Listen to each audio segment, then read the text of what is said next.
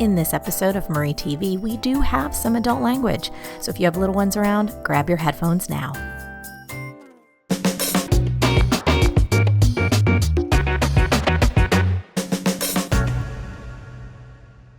Hey, it's Marie Forleo, and you are watching Marie TV, the place to be to create a business and life you love. And if you've been thinking about starting your own business, but you just don't think it's possible because you don't have enough money, you don't have the right connections, or any other limitation, this episode is for you. Daymond John is an entrepreneur in every sense of the word. He's the CEO and founder of FUBU, a celebrated global lifestyle brand and a pioneer in the fashion industry with over $6 billion in product sales. He's also one of the sharks on the Emmy Award-winning TV show Shark Tank. His ability to build successful brands has made him a highly influential consultant and motivational speaker. In 2015, he was named by President Obama as a presidential ambassador for global entrepreneurship. He's also the author of the New York Times bestseller, The Power of Broke. Daymond, thank you so much for taking the time to be here. I am happy. It's been too long. I know. We've been wanting to make this come to life. So I want to start off with, in The Power of Broke, you share that desperation can breed innovation. So Sure. I want to go back to the early days in Hollis, Queens. From when I was researching you even more, you didn't know that you had dyslexia in school.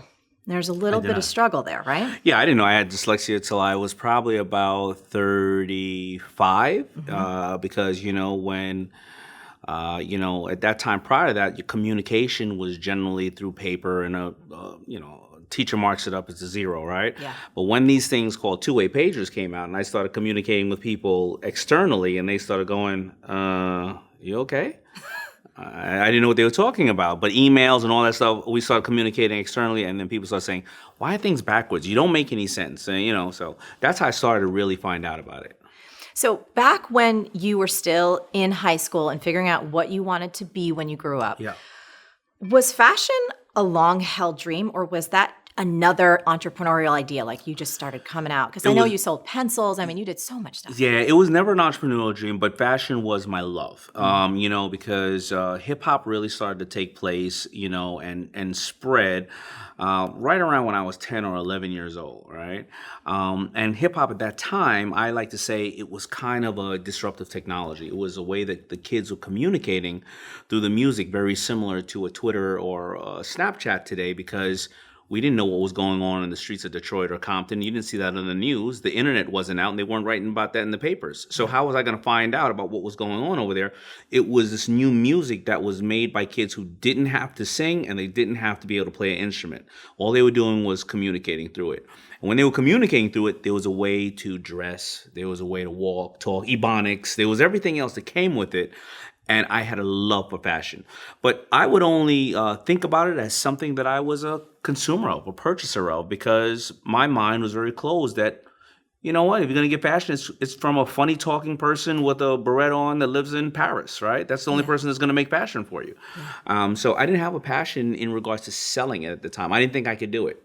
And so what gave you the inspiration? I think it was caps that you started out with, right? Yeah, there was, at that time we started to see a lot of brands that were being supported by the hip hop industry, and they didn't care about us. And then I started to see these one capsule kind of made on the street, and I said, wait a minute, this is not a Adidas or a Fila. This is just regular people making this. And then there was a company that came out called Cross Colors, and another guy named Carl Kanai, and I started to see that, wait a minute, these people look like me. They go to the same clubs. They act like me. This is not the Wizard of Oz in Paris who, talks funny and eats croissants all the time. I said, so I can do this myself. And, there was a stigmatism too, at that time, in our community, and they thought that if you did fashion or were a fashion designer, you were gay. And I wasn't. And my friends were drug dealers. They were. So when I started telling my friends I'm going to go sell hats, they on the corner, they kind of like pushed me aside and said, "Hey, you're one of those." And I was like, "I don't know what you're talking about. I'm just selling hats." Yeah. But it wasn't easy. It was the kind of, I got kind of like pushed out of my group. Your social. But I found a new group.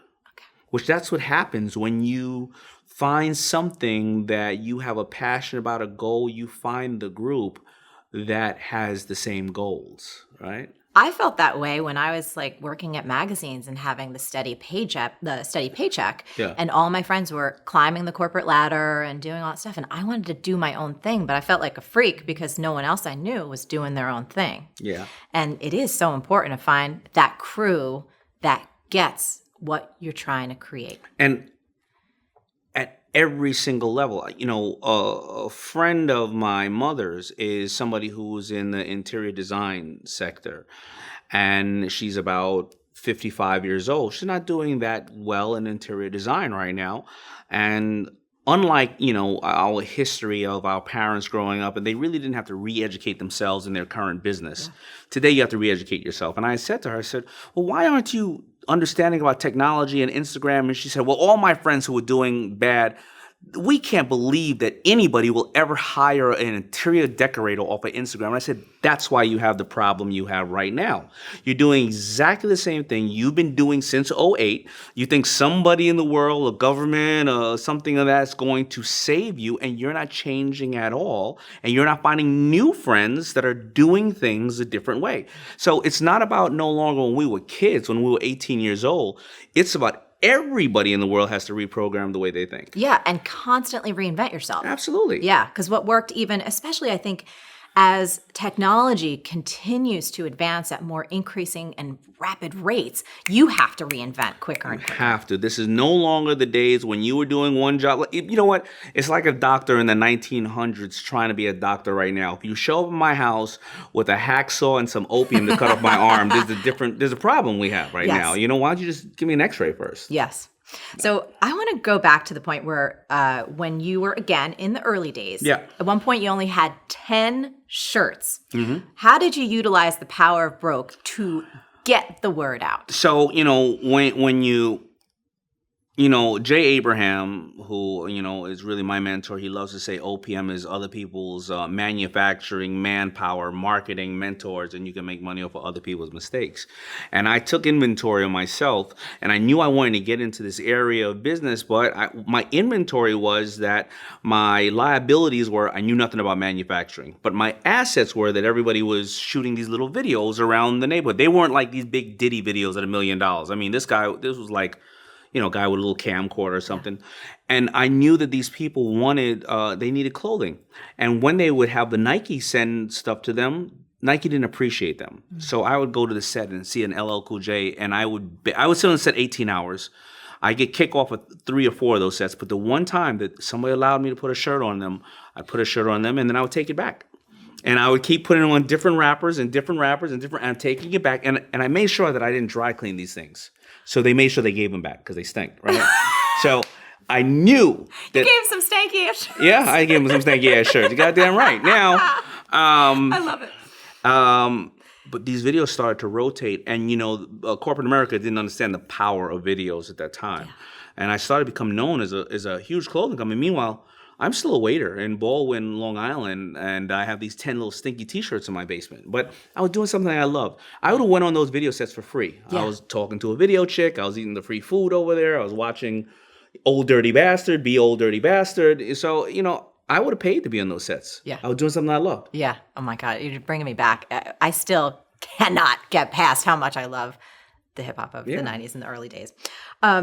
And that's why I actually want to talk about this, because a lot of people in our audience, and I'll meet entrepreneurs out, they have this idea that even when they start getting their business out there and maybe have some modicum of success, that they should be able to do it full time. And for you, when LL Cool J and some famous artists started to wear your clothes, you were still full time at Red Lobster. I was full time, because we've seen too many movies where it says, go balls to the wall, burn every bridge. Oh, by the way, other people's money, it's wreckable. That's bullshit, right? Totally. The bottom line is don't quit your day job, all right? Because, here's what was happening. As a waiter at Red Lobster, maybe I made $30,000 or $40,000, right? But if I did that, which I did for 5 years, and I would work my 60 hours at Red Lobster, then I'd put in another maybe 15 or 20 hours working on FUBU. But if I had to pay myself for those 5 years, that would have been $200,000. Now I'm 200,000. I had $200,000. I had medical. I was eating as many shrimp as I would like. I was using my network at Red Lobster to get things out of there. Out of there. I was learning from the Red Lobster network of their corporation, their books on how they do business, and I was able to do my business longer Yeah. and go through the pitfalls of it. And the business started to call me. I started to now work 20% on the business, 80% on Red Lobster. Then all of a sudden, 80% on the business and 20% there. But, all these people who hear all those stories about, take out large loans and just go for it, it's a lie. They should never do that. I didn't do that. I always tell people when I don't know what I was thinking, but I'm real happy I did it. When I started my coaching business at 23, which was nuts, but I bartended and waited tables and taught fitness and taught all kinds of things for 7 years before I had the confidence and the revenue to be able to say, okay, now I'm going to shift and go full time online. And it's been almost 20 years, but so many people, they want these instant results. And it's like, it's not the way to do it. They don't realize, listen, every overnight success has taken 15 years, and that's just the way it goes. And they've just watched too many people. You know who tells them all this? The people that are trying to take their money. Yes. The people that are trying to take your money work twice as hard. So they go, take this magic pill, you're going to lose weight. I'm going to educate you, and just come to my seminar and buy $100,000 pack. Those are the people that are full of crap, and other people out there who don't want to put in the work. Unfortunately, nobody's going to help you. Yeah. Yeah. So I also read that there was a time when 27 banks rejected you. Yeah. And your mom and her advice won the day. Yeah. So the 27 banks rejected me, and they did it for a good reason, because I didn't have any financial intelligence, and I didn't know what I was doing to fill out the right application and express what I was going to do the right way. Plus, I had no collateral. My mother and I, we had always had a house that we had kept contributing to. I was, contributing. She was as well. And I had $300,000 in orders. That's the important part. It wasn't good old mom would just mortgage the house. I had $300,000 in orders. And she said, if you have $300,000 in orders, here's what we're going to do. We're going to take as much money we can out of the house. You're going to go make and sell the clothes and deliver the clothes and put the money back in the house. So she took all the money we can. And this is it's really a tribute to women and my mother. She went out and got $100,000 loan on my house. The house was worth $75,000. I still haven't asked her what she did for the rest of the money. And Mom had my back, and I don't want to hear it. What she did for the rest of the money. I'm sure it was all above board. And that's what we did. And we turned the house into a factory. Mom moved out. My friends moved in. We created like an Airbnb for my friends, right? We all contributed $50. We all had a room in the house, $50 a week for the rent. And we would work, and we then took all the furniture we could in the house that we couldn't sell. We sold what we could. Whatever we couldn't sell, we burned in the backyard. And we brought in a bunch of industrial sewing machines and hired a bunch of seamstresses, because I didn't know what Alibaba was. I didn't want to trust my money with people overseas or even domestically that I didn't know. I wanted to be in control of making this product. So I turned my house into a factory. And for 2 years, we would operate this factory. That's amazing. Do you look back at those times as like, man, good old days? Yes and no. I look back at those times and say, how stupid was I, right? Because I didn't have financial intelligence. Yeah. And I think that is something we should be teaching kids in the 3rd grade, not when they get to college. Right. I agree 100%. I mean, we don't talk about money enough as a culture. We don't talk about money at all. We don't give this education to kids, and then they go and they're able to get up to $300,000 in school loans on 75% of education they'll never use. Yes. At 16 or 17 years old, when we can be teaching them something different in how financially to do this, because then they're going to be in debt until they're 35 years old, right? And I was a kid who didn't have any financial intelligence, and I did almost lose it all. So the story that I'm sharing with you now, I want to make sure that people don't go out and start mortgaging their homes. I mean, if you have financial intelligence and you know your downside and you know you have orders, there's a couple of different ways you can do it. I look back at those as the good old days, but I also look back at those days and say, how did I survive? Why am I here today? Why am I here? Because so many people have gone through just as much or worse. And what has God given me to be here today with you? Well, part of it is your heart. I mean, I'm a fan of the show. I'm a fan of Shark Tank, and I love your book. And anytime that you and I have interacted, it's just been Had a nothing good but time. joy. Yeah. Yeah, absolutely. It's transitioning now to Shark Tank. So when it launched, like 2008, 2009, Yeah.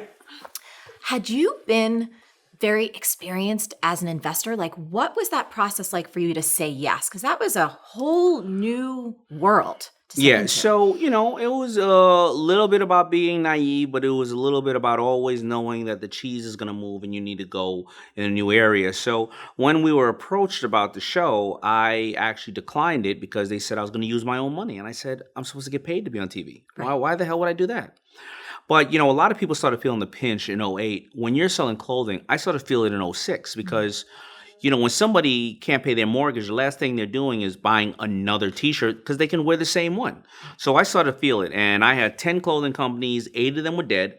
And all I was getting pitched, in my business were other clothing companies. So I said, I want to go on this show because I'm going to be able to maximize my real estate in the retailers and have apparel, lotions, bedding, electronics. Let me go on the show. So I go on the show, and for the first 3 years, year one I lost 750, year two I lost 500,000, and year three we started to make the money back because year one I just thought throwing money at it could solve the problem. Well, you need support systems, and no matter how well I know how to make a pair of pants or a shirt, it doesn't mean that I know how to make a dress, deliver flowers. And so I needed to hire staffs around it. So it was a learning curve for all the sharks just as well. Yeah. So I think that was one of the most important lessons. It's something I've learned and I continue to relearn. Yeah. When you're first starting out, and it is the power of broke, you don't have resources, right? Yeah. You don't have money, you don't have connections. And so that creativity is forced up. Sure. But then once you start to make it, and then you have a little bit of cushion, and we even made this mistake in our business where it's like you start, I did this a few times and I look back and I'm like, okay, that was dumb, but I learned my lesson. You start paying out thinking that money can solve a problem, and it can't. And it comes back to always keeping this mentality of staying scrappy. It does, because if I would have, let's say the first investment I would have had, which was $250, and they would said I need $250, instead of giving them $250, if I didn't have it, I found out that the $250, and this is just an example, but I found out the $250 was they built a $50,000 website instead of a $1,000 Facebook page, right? They bought $50,000 worth of inventory. They only had $10,000 worth of orders instead of taking pre-orders, making it right, and then using the pre-order money. They wanted to sell to stores instead of online because online was starting to do better. When you have a 120% margin online, but you only have a 50% margin in stores. So I didn't know that, and I'm sitting there just giving, all right, here's your $250. Yeah. Instead of asking a question. Yeah. When you are activating the power broke, you ask questions. When you are not activating the power broke, you just give the money. How much you need? Here you go. Here you go. And it just doesn't work. Not to me. No, it hasn't worked for me either. And I keep going back to those scrappy roots because it's also a lot of fun. Yeah. And I feel like in our team and in our culture, it also just keeps us humble, and it keeps us focused on the right things. Yeah. How do we get the most out of the least amount of investment of money and do something that's new and innovative, and always question those kind of big bills that come in. And it also points out the people on your team that rise to the top, the ones who are not thinking outside the box, and it points out the weak ones who you can make stronger, and it points out the strong ones who you can have help you in different other ways. So it shows creativity. How have you grown as a creative, as an entrepreneur, as a human from doing Shark Tank? How many seasons now is it? How many years? Well, we're going to start shooting our 9th season. Amazing. I've grown immensely. I mean, I would have never thought that I would have almost spent a decade on national television, and you think about that, me, becoming a young man at 20 years old, and I'm, that would be 30% of my life as an adult, right?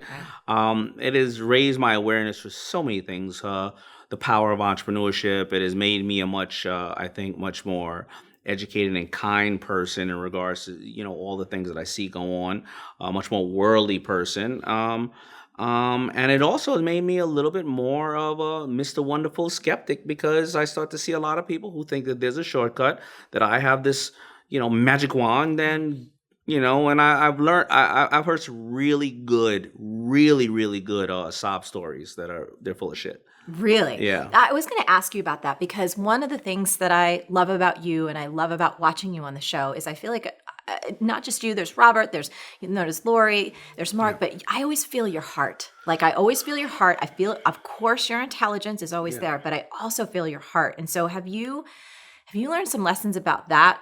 People tugging on your heartstrings and going Yeah, like, people tug on my heartstrings all the time, but I think I'm a nice person, but don't get me wrong, I'm not that nice. But I always put myself in the position of that person and what is their end goal? Their end goal generally is to feed their family and give the people they love a better way of life. yeah, Now, there are times in the show that I am nasty, and I'm nasty in two different ways, whether it's a person who's been through round A, round B, round C. They have a couple of $1 million worth of investors around and they just happen to be on the show and they think they're giving us a shot. And the reason why I'm mad at that person is because there's a mother and father who risked everything they got and they risked their child's college education. They've proven and they've gotten to the point where they just need a little bit of a break. And that person, the greedy bastard who's taking up that carpet at that time, who has so many other opportunities, is taking that shot away from those people. Those are people that I dislike. The other people that I have a challenge with are those that have spent their grandmother's 401k, their wife is working, and they are not doing the business for the right reason. They're doing the business because they want to be a star.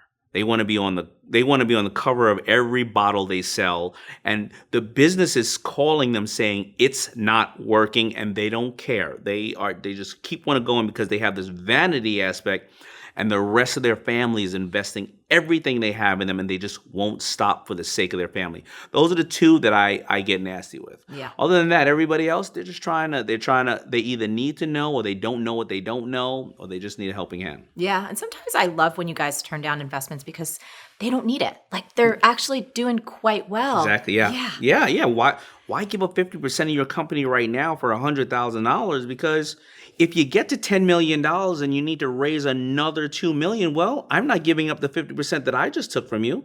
Yeah. So now you're gonna have to give up 40%. Now you have 10%. Now you don't want to work for the company. Yeah. So a lot of times they just need that education. I think that's what's great about Shark Tank. I want everybody to win. If they don't get a deal, it doesn't mean they're not going to win. That's right. There's so many that go on and say, I proved the sharks wrong. We only judge what's a good investment for each one of us. We have no right to judge you as a person, an individual, or in general. Yes. So speaking of that and that idea of learning and seeing the lessons, you and I have both been mentors for Shopify, Yep. which is great experience. Amazing, yeah. I love that company. Yeah. You wrote in your book, mentors are great, but sometimes a cheerleader is even better. Let's talk about some people watching right now. I think one of the things that they may lack, whether it's in perception or reality, is a support system around them, people who get it. What are some ways that they can either see what's in front of them and harness the support they might have but might not recognize, or build it? Yeah, so first of all, FUBU, we've always known have this big old obnoxious 05 on all our jerseys. And the reason why is because there was always 5 members of FUBU, but that 5th member would always leave. So there's 5 fifth Beatles of FUBU.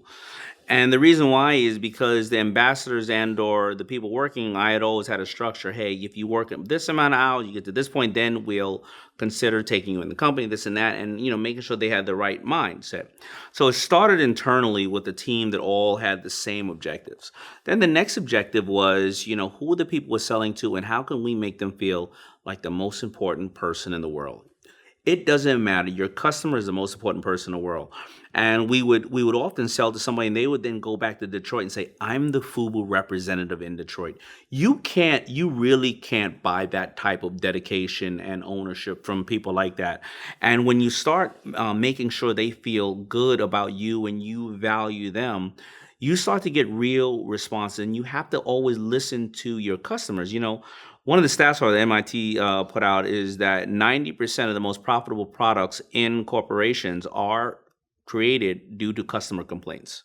By listening to the people that are supporting you. And you have to create that. You have to listen to your customer just as much as they're listening to you. And also, everybody's a customer. if you're the person that thinks a window shopper is not a customer, no, the window shopper may be that person that may be aspiring for your brand. They can't afford it now, but they keep going out going, when I get some money, I'm getting that Hervé Leger dress. When I get some money, I'm getting that Hervé Leger. And they're talking about it. Well, when you push those people away, oh, you don't have any money, get out of here. You know what they say? That dress is shit. Don't ever buy those dresses. They're shit. Yeah. They are some of the, you know what they're called? They're called critics. Yeah. Right? None of these movie critics we ever see has ever shot a movie in their life. It drives me nuts. But they're critics, Yeah. right? And they're valued. So in terms of also finding support, let's say you're just starting out and maybe you don't even know what your business is yet, so you don't have customers. Sure. Where can people go to start to find other people like them who would believe in business or someone would believe in their ideas? Let's say if their spouse or their kids or their other friends are in the corporate world and just don't get it. First of all, I mean, the easiest thing, of course, is going to be on social networks, right? Go and start hashtagging and learning these little groups of people. I always say there's nothing going to be new in this world again. And a social network is only a network that may have been a bar 50 years ago or a train station 100 years ago or a gas station 50 years ago, and start finding these social networks. And then when you can, go out and network. Networking is one of the most powerful ways to extend your brand. Because if, I give the example often that if you come to me and ask me about, hey, I need a plumber. Well, my cousin could be a plumber, but he kicked me in my ass, when I was 8 years old. He burnt the turkey at the last Thanksgiving. Then I have some emotions about him. I don't know if I want to hook you up with him, because if he screws it up, then you're going to be looking at me. But if I met you at a bar the other night and you happen to have a plumbing business, and I'll go, this girl Marie, she seemed like she had a really good business. I don't know her that well. Maybe you should give her a call. I've already given you the disclaimer. I've given you the advertising, and that's how networking goes. I mean, that's what a social network is for the most part, right? Yeah. So I think that when people are out there and they don't know what they want to do, I think first of all they should go into a field where they would do it for free, right? And they're fascinated and they have a passion about it, and then look for like-minded people around there, Yeah, absolutely. So let's shift gears for a minute, because I know you just went through a health scare and you discovered a nodule on your thyroid. Yeah. And so tell me about that experience, because it sounds like you had an executive physical that was just like kind of routine. You didn't feel anything was wrong. Yeah, so I want to make sure that and everybody knows, and I know but because of people do this, what they call it, clickbait and all that kind of crap. I'm okay. Yes. I'm fine. Yes. I'm going to discos like I normally do. I'm showing my age. I'm doing the damn thing, turning it up. Whoop, whoop. Now, I don't have nothing to worry about. Yes. Right. But what happened was I was sitting with a friend of mine named Bernie Human, a legendary guy. He managed Muhammad Ali, and he found this small group named Siegfried and Roy and brought them to Vegas. And he said to me one day, he said, with all the money you have, why don't you get executive physicals? And I said, what the hell is executive physical? Yeah, I don't know what that is. Yeah. I go to the normal guy. I mean, he grabs my bean bag, he tells me to cough, and then he, takes my blood. That's it. Yes. Totally. I'm fine. He said, no, get an executive physical. I said, I go check into it. So an executive physical is an extensive physical. It costs about $10,000, so I know 99% of the world. They can't afford Coach bags and Gucci, but they can't afford an executive physical, of course, right? That's not where they're going to spend their money.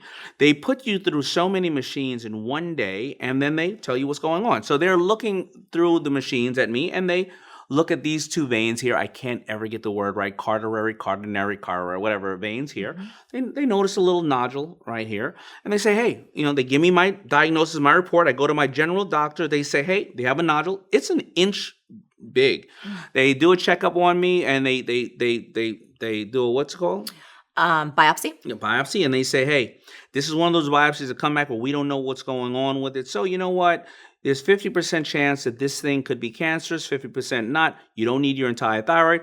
You should get half of it cut off. If you were 90 years old, I would say don't do this, but you're 50 years old, so you should probably check this out. I go to the doctor. I go to sleep. He takes half of it out. 2 weeks later, he says, it was stage 2 cancer. Wow. I would have never known about this, but I didn't miss a beat. I'm telling you, I was back doing whatever I do right out of the surgery 2 days later. And the reason why I decided to share this information is not because necessarily everybody can get an executive physical, yes, but they can get colonoscopies, they can get pap smears, they can get endoscopies, all the things that they need to do every single year. Because if you catch things early, there's a really good chance that you can get rid of it. And all these people who put their head in the sand and go, I don't want to hear about it, I don't want to know, it's not going to go away. Yes. Right? So if you can do that, that's what success is. Success is access. Success is access to information on maybe how you can live a better life, how you can spend more time with your family, how you can make more money, how you can go to the island or, every single year, or how you can spend 6 months working and 6 months with your kids. Success is access to information. It's not money. Because I know a lot of really, and I joke, but I'm serious, I know a lot of filthy rich people that are miserable. Yes. Like Kevin O'Leary. He's miserable, right? He's a miserable bastard, but he's rich. So okay, wait, but do you guys ever hang out, all the sharks? And you must be asked this shit all the time. Like, is he really a miserable bastard? No, he's great. So I'm the meat of a moron sandwich when it comes to the sharks. I hang out with all of them. They all call me. Yeah. Mark Cuban, I hang out with him. We eat beers and chips and hang out. Robert, our daughters kind of hang out and go away for the summer and stuff like that. Yeah. Barbara has a beach house, so I make sure I know her really well. Yes. So I can go to her beach house and use her beach house. I don't talk to her much. Kevin O'Leary, I take him to the nastiest hip hop clubs in the country. Yes. I take him to the bowels of hip hop clubs. This makes me so happy. Yeah, and he's in there and he's like the only white man. And the fire inspector is the other white guy in the club. And I take Kevin O'Leary there and he has a blast. He has his earplugs in and all the black guys are smacking him on his head. Mr. Wonderful, Mr. Wonderful. So I hang out with all of them. Yeah. I love it. You guys have such a good crew.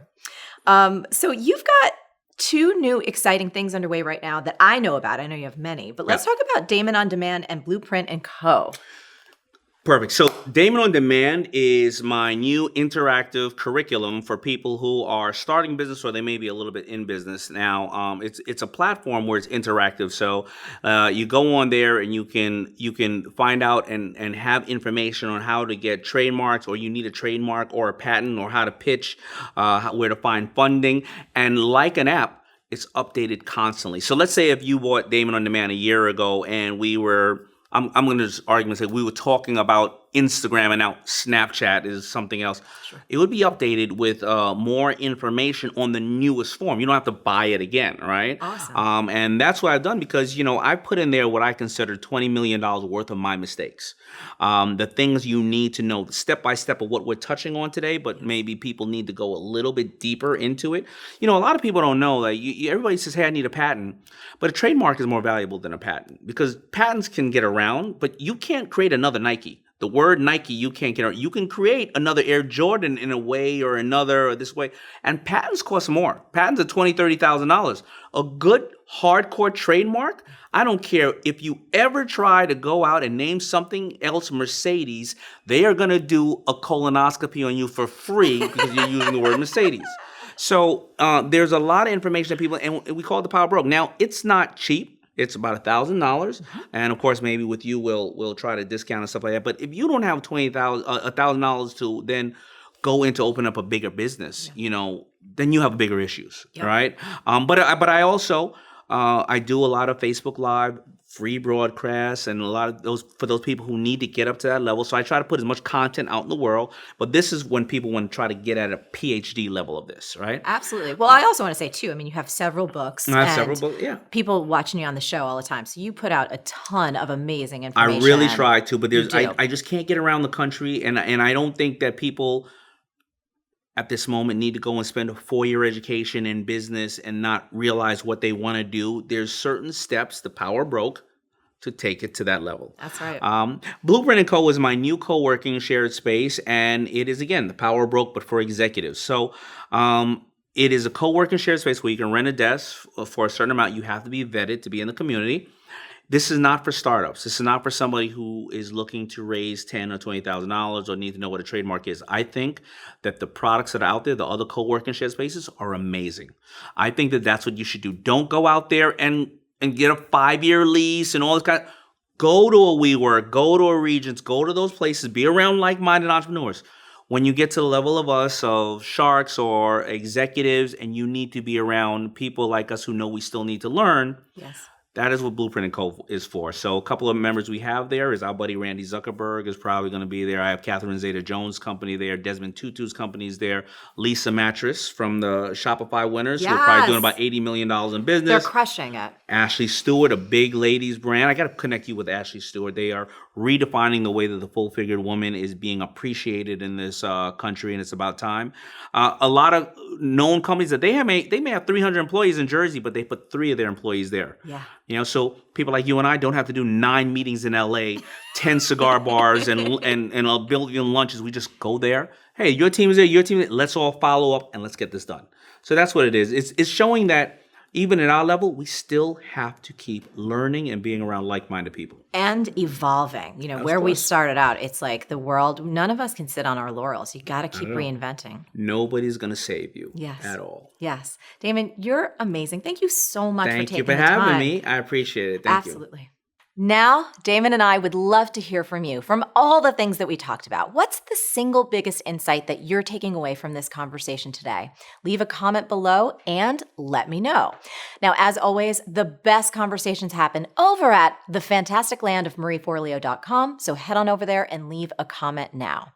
And when you're there, be sure to subscribe to our email list and become an MF Insider. You'll get instant access to an audio I created called How to Get Anything You Want, and you'll get some exclusive content, special giveaways, and personal updates from me that I just don't share anywhere else.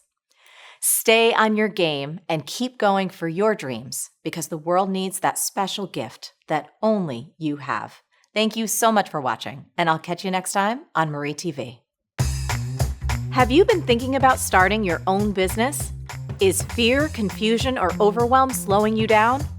We can fast-track your growth and save you years of expensive trial and error. Get the guidance you need to make your dream business come to life, guaranteed. Learn more at starttherightbusiness.com. And I made sure that I didn't dry clean these things. So they made sure they gave them back because they stink, right? So I knew that... You gave some stanky ass shirts. Yeah, I gave them some stanky ass shirts. You goddamn right. Now,